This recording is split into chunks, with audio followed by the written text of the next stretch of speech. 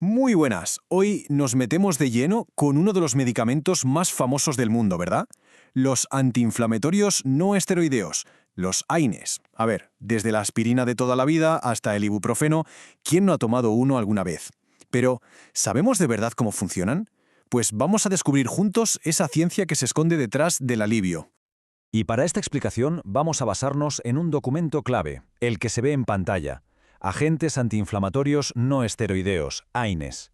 Va a ser nuestra chuleta, por así decirlo, para desentrañar qué pasa en nuestro cuerpo cuando tomamos una de estas pastillas.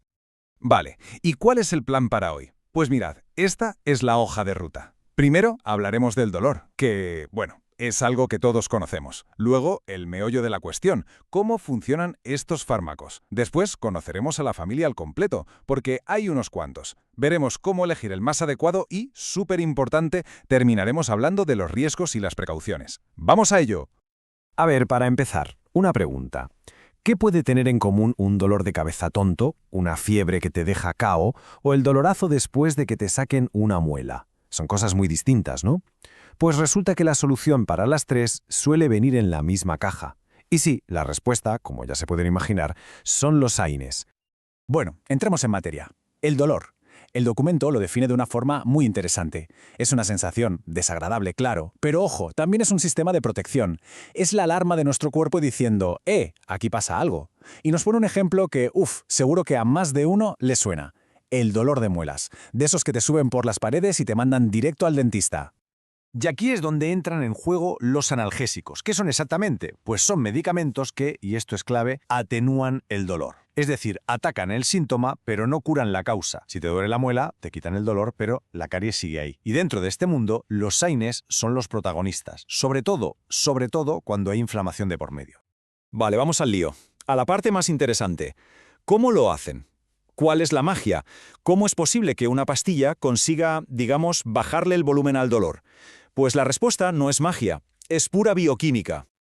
Y las grandes protagonistas de toda esta película son unas moléculas llamadas prostaglandinas. Imaginemos que son como los mensajeros del cuerpo. Cuando te das un golpe o tienes una infección, el cuerpo empieza a fabricarlas a toda máquina. Y son ellas las que van corriendo a decir ¡alarma! Hay un problema. Y esa alarma se traduce en dolor, inflamación y fiebre. Pero aquí viene lo interesante. El cuerpo tiene, por así decirlo, dos fábricas de prostaglandinas. Son las enzimas COX. Por un lado está la COX-1. Pensemos en ella como el equipo de mantenimiento de la casa. Siempre está ahí, currando en silencio, protegiendo el estómago, asegurándose de que los riñones funcionen bien. Es la buena. Y por otro lado está la COX-2. Esta es la mala, la alarma de incendios. Solo se enciende cuando hay una lesión, y es la que nos provoca el dolor y la inflamación. Entonces, el mecanismo es bastante sencillo de entender. Mirad, primero, te lesionas. Segundo, se activa la fábrica de emergencia, la COX-2.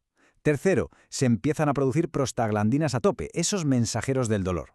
Y ahí es donde entra el AINE. ¿Qué hace? Pues básicamente llega y le echa el cierre a las fábricas COX. Si las fábricas están cerradas, no hay prostaglandinas. Y si no hay mensajeros del dolor, pues el dolor y la inflamación bajan. ¿Parece fácil, a que sí? Bueno, la cosa tiene su miga. Ya verán. Venga, pues ahora que ya sabemos cómo funcionan, vamos a conocer a los miembros de esta familia que es bastante grande, porque aunque el objetivo es el mismo, no todos los AINES son iguales. Cada uno tiene, digamos, su propia personalidad, y es mejor para unas cosas que para otras.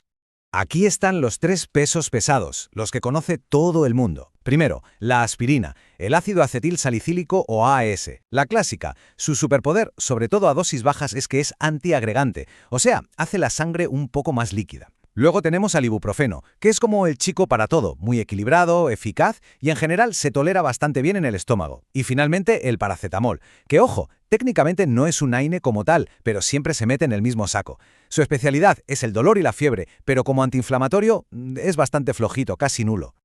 Pero la cosa no acaba ahí, ¿eh? La familia es mucho más grande. Tenemos, por ejemplo, el diclofenaco, que es un peso pesado contra el dolor y la inflamación. Luego están el meloxicam y sobre todo el celecoxib, que son muy interesantes porque son más selectivos. Van a por la COX-2, la mala, e intentan no tocar mucho a la COX-1, la buena. Y no nos olvidemos del metamizol, que es potentísimo para el dolor y la fiebre, pero como le pasaba al paracetamol, de antiinflamatorio tiene poco. Claro, con tanto donde elegir, la pregunta del millón es ¿y cuál tomo? ¿Cuándo uso uno u otro? Pues el documento nos da unas pistas muy prácticas, sobre todo pensadas para el mundo de los dentistas, donde el dolor agudo, es el pan de cada día. Fijaos en esta guía rápida que es súper útil. Para un dolorcillo leve o moderado, pues paracetamol o ibuprofeno a dosis bajitas. Si la cosa se complica y hay inflamación, como después de quitar una muela, pues ya se sube la dosis de ibuprofeno o se pasa al naproxeno.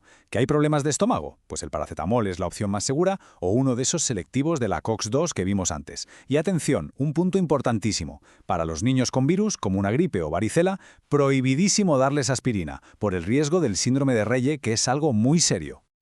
Y hablando de riesgos, llegamos a la parte delicada del asunto. Porque, a ver, los AINES son una maravilla, nos salvan de muchos malos ratos. Pero, y esto que quede clarísimo, no son gominolas. Tienen sus riesgos y hay que conocerlos para usarlos con cabeza. Aquí está el quid de la cuestión.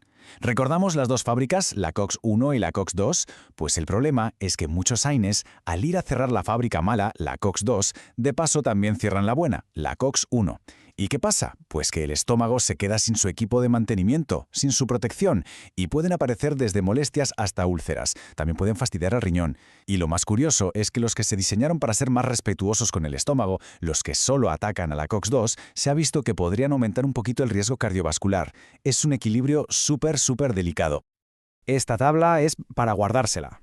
Resume muy bien cuándo hay que andarse con mucho ojo o directamente buscar otra cosa. Si hay una úlcera activa, alergias, en el tramo final del embarazo o si hay riesgo de sangrado, en todos esos casos el paracetamol suele ser la alternativa más segura que nos propone la fuente. Ante la duda, la seguridad es lo primero, siempre. Y esta frase del documento me parece genial.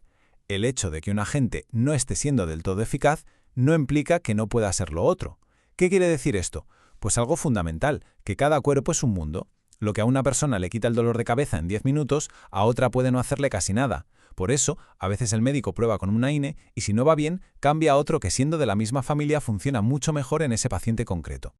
Vale, a modo de resumen, ¿con qué nos tenemos que quedar de todo esto? Primero, los AINES funcionan porque bloquean a las enzimas COX, las fábricas de los mensajeros del dolor.